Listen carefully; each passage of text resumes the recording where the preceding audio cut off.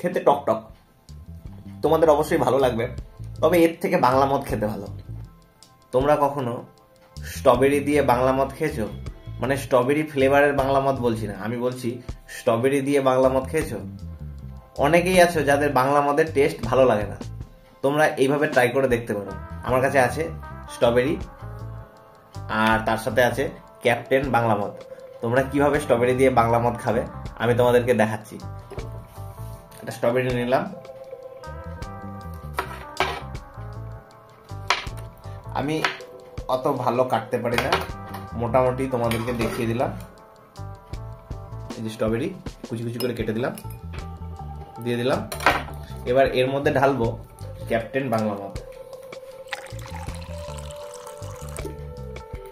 আমার কাছে এটা দিয়ে মোটামুটি কাটলাম, তোমরা এর থেকে আরো ছোট ছোট করে পিস পিস করে কাটবে, তাহলে অবশ্যই তোমাদের ভালো লাগবে। আর পেকটা কিন্তু দেখতে সুন্দর লাগছে।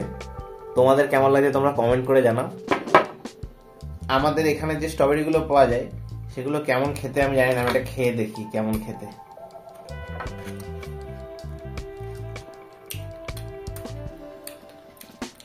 খেতে টক টক, তোমাদের অবশ্যই ভালো লাগবে।